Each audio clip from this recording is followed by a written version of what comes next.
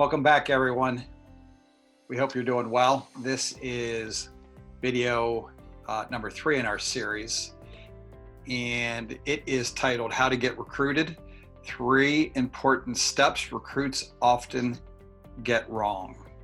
And I'm going to show you what the 3 topics are that we are going to discuss. And as you'll see, as we go through these 3 areas, there are really 3 common areas. And so resist the urge to be like, hey, yeah, we've already done all this stuff. The devil's in the details. It really does matter how you do these things, and you need to get them right. And so we're going to take some time to go through these 3 different areas. And one disclaimer, as I do this, I'm working off of multiple computer screens. And from a technology standpoint, I really need to be able to flip through to a number of different things that I need to screen share with all of you. So pardon if it gets a little glitchy here or there. I think I can make all of this work. But again, this is not live and in person, so it presents a couple of challenges for us. So my apologies in advance. We are going to go through these 3 areas. So let's get going on it. So the first one is student athlete resume. The second one is highlight reels. And the third is university and athletic recruiting forms. And again, there's a right way to do these things, and there is a way that can really lessen your chances of getting positive responses from coaches. So let's get into it right away. And let's start with the student athlete resume. So again, we have to switch over here to pull in another document that I would like everyone to be able to take a look at. So just give me one moment as I try to bring this one in. Okay. Hopefully everyone is able to see both of these documents. I'm going to try to make the one document a little bit larger. And what you're going to see here, I'm going to make it even maybe a little bit bigger, is a sample email.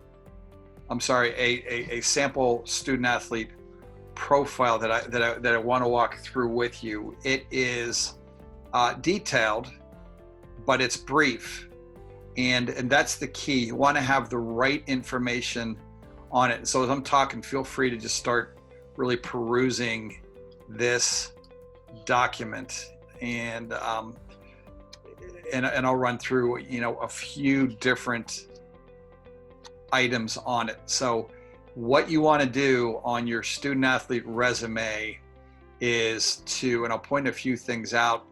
You want to make very simple, very easy for folks coaches to be able to see your email address and your phone number. Those 2 things are really, really important for coaches to be able to quickly and easily access, as are grade point average, position, and club team. All right, you can see all of those on this form. Then from there, we're breaking it down according to athletics. Again, there's the club team. Level is helpful for coaches to be able to see. Jersey number is critical, and if there is a home and an away jersey number, you're going to want to note that as well. Okay, height, weight, if there's video, it's very good. We highly encourage it, and we're going to talk about that in a little while. Let me move through a couple of other things. Obviously, academics, graduation year, grade point average, SAT or ACT if you have that at this point. Major is also good to include, unless of course you just don't know it yet. Then you can put something like no preference. Is really the way that we like to state it. You can put undecided as well, is another good one. References, academy coach Joe Sample. We really think that the most important references that you can give are going to come directly from club coaches. They are the ones that coaches are going to trust their opinion the most, and so we would highly encourage you to include them. You can include a high school coach as well if you would like. We do prefer club coaches the most. Um, and then athletic honors and accomplishments, academic honors and accomplishments. Academic coursework is helpful for student athletes that are looking at more selective institutions, and for more selective institutions, clubs, extracurriculars, and volunteer work become important things as well. And then the final one, personal statement, that doesn't really need to be that lengthy. A lot of that can be really put down in the brief email that we showed in our first video in this series. But again, feel free to include a personal statement, but keep it brief. And so as you can see on this document, all of this information is included in one page, and it hits all of the critical highlights. A college coach can easily look on this information, know how to quickly and easily contact you or your club coach. Even just knowing what club team you are playing on, when coaches are making determinations as to what showcase events they're going to see, for example, just even knowing that makes it really easy then for them as they are planning their schedules. So that's basically the key information that you want to be including on a student athlete resume. It does not need to have anything more than what I'm showing you on here. So resist the urge to get too lengthy or to include all kinds of extra information. College coaches are incredibly busy. They are going to scan this information pretty quickly, at least initially, and you want to make it as easy for them, as readable for them as quickly as easily as possible. So I'm going to try to get us out of this screen.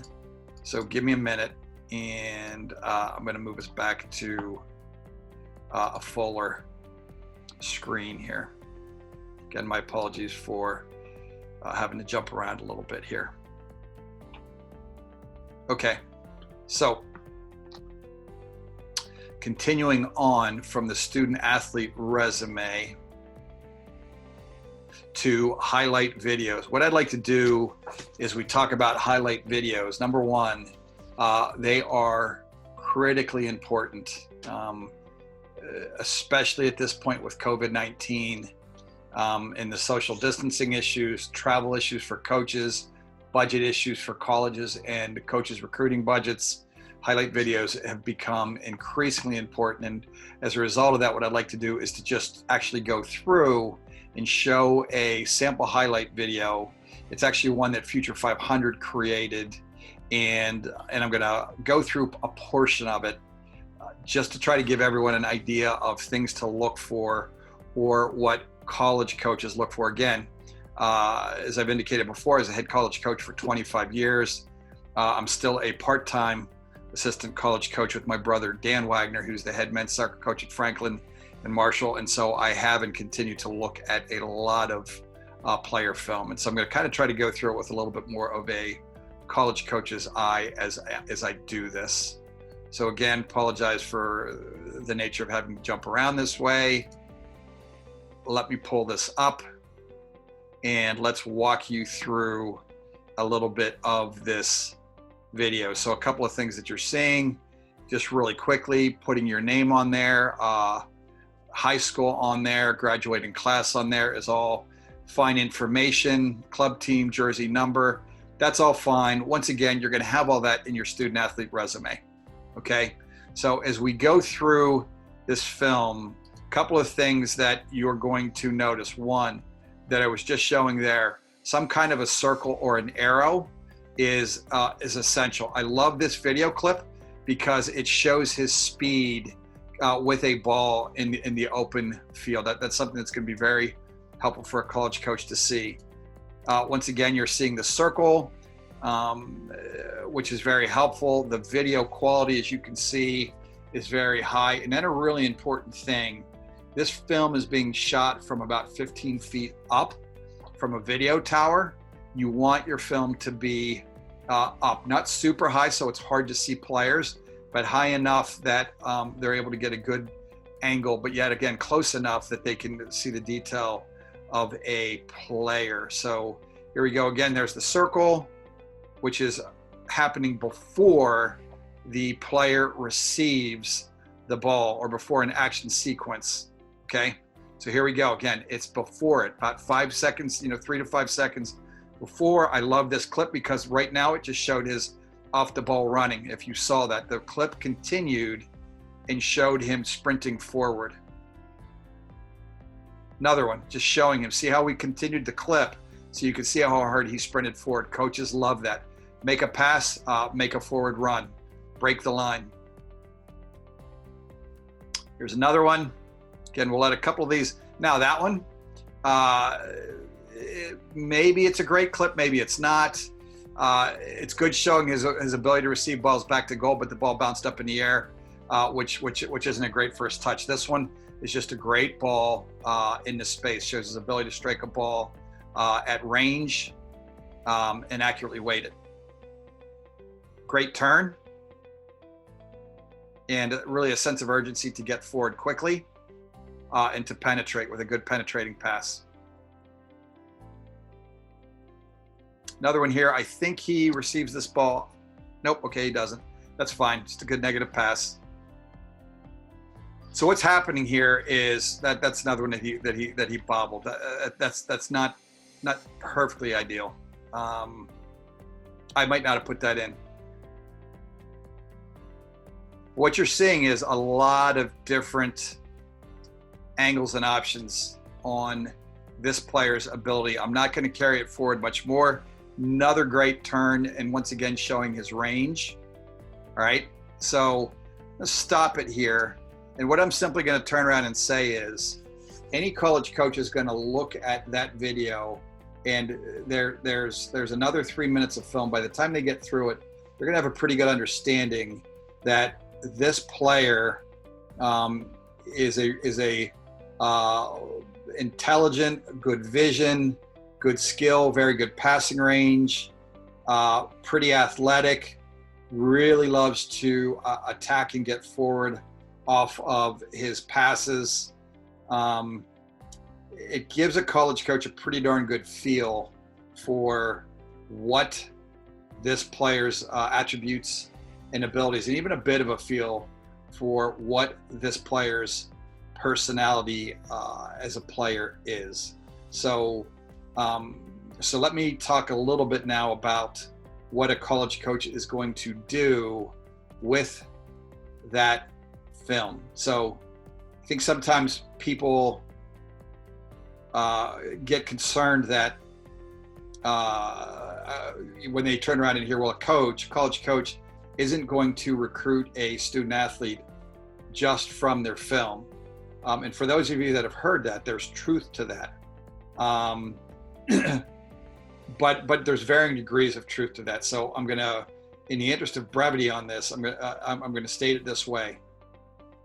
What good highlight film usually does for college coaches is it helps them to know if it's worth they or their staff's time to pursue the student athlete further and really spend the time and the money to get out on the road and see them play live, or to aggressively try to work with them to try to get them to a on-campus ID clinic or a camp if they can't get out to see them play.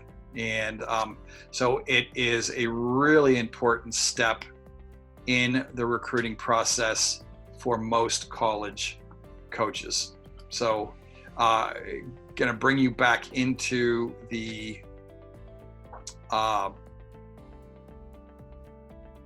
I'm sorry, just having a problem with one of my other screens. Let me just kind of keep us moving forward on highlight video length. We recommend 5 minutes of film as a general statement. Most coaches prefer about 5 minutes of film.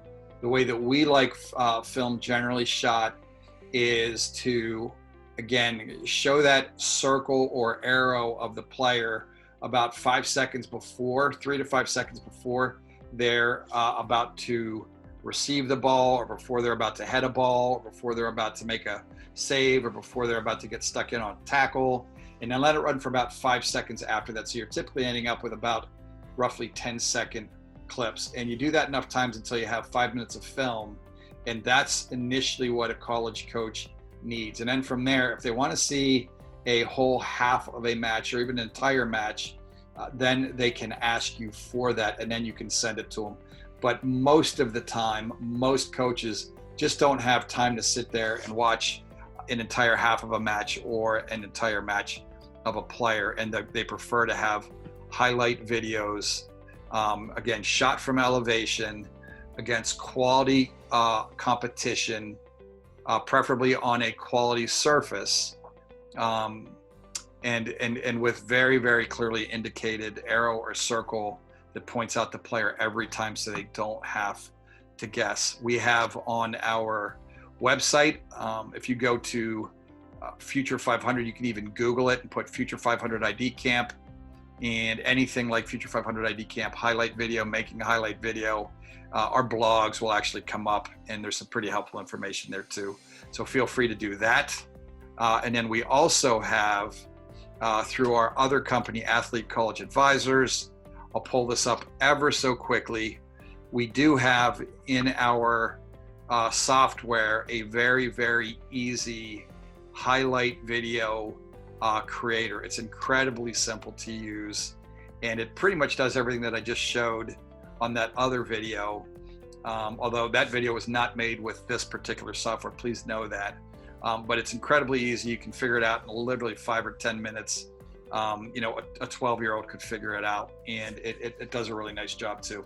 So that's another option. So you really, at the end of the day, you know, 3 options that I'll give you are the sample highlight videos that I showed you, and as I think most of you are aware of, we can make those for you through Future 500. We've sent you information on that.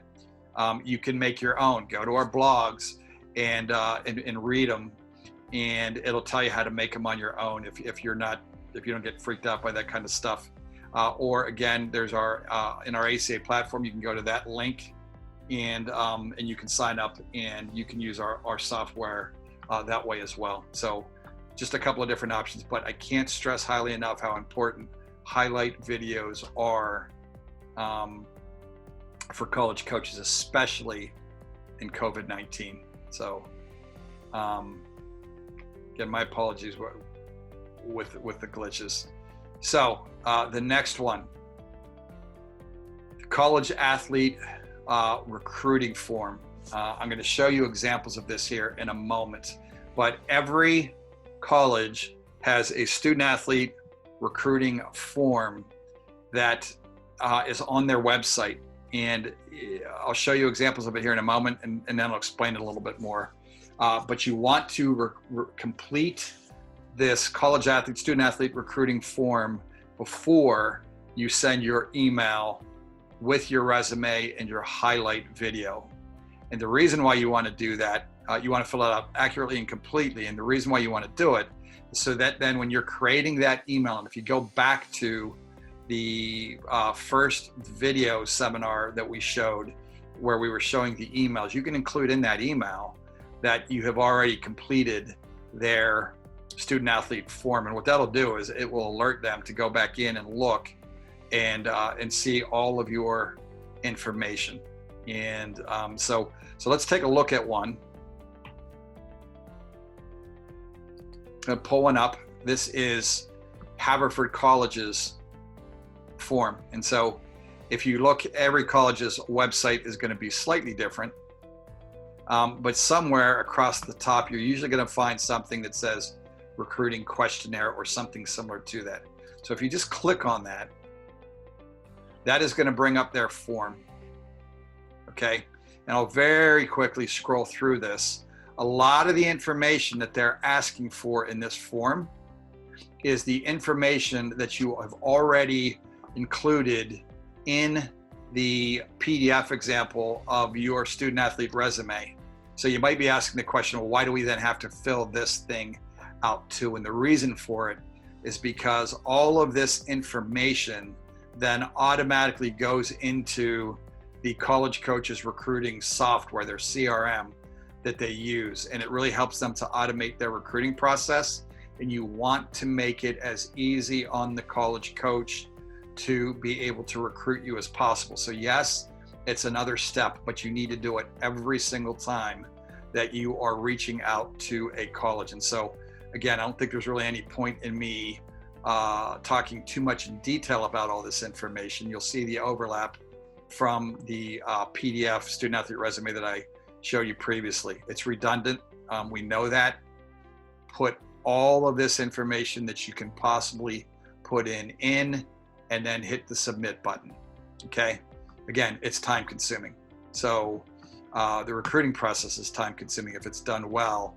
And with COVID-19, it's even more important to take the time to do it well, because you have to make it easier for coaching staffs to be able to recruit you. Okay. So I'm going to go back and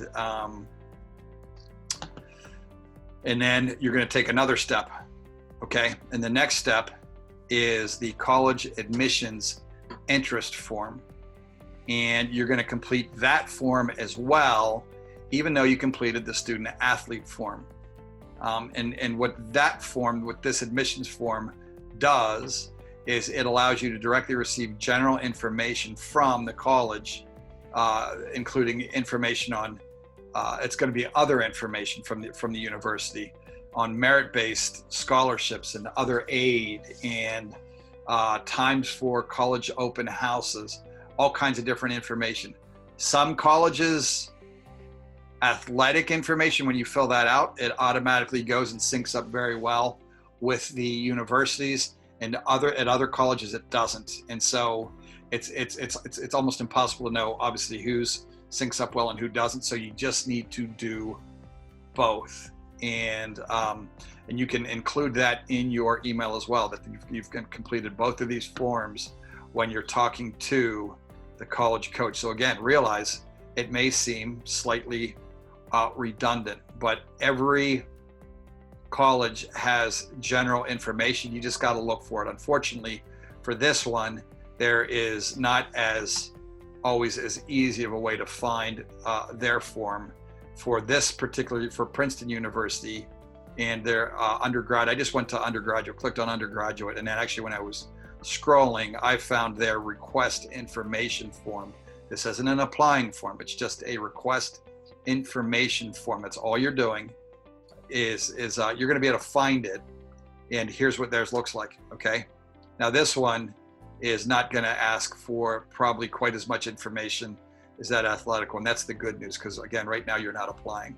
But again, this is going to allow you to get all of the relevant information from the university that you may not get from just completing the athletic form. And then again, when you do your email to the college coach, you're going to tell them that you have completed both their student athlete form and the university's interest form. And what those simple little things are doing is they are making a statement to that college coach that you have done the work, and as a result, you are, have significant interest in their college. And college coaches, again, receiving thousands of emails of interest or contacts of interest, they've got to prioritize people that they know are seriously interested, or that at least seem to express that they may be seriously interested, and that are willing to proactively do the work of outreach to that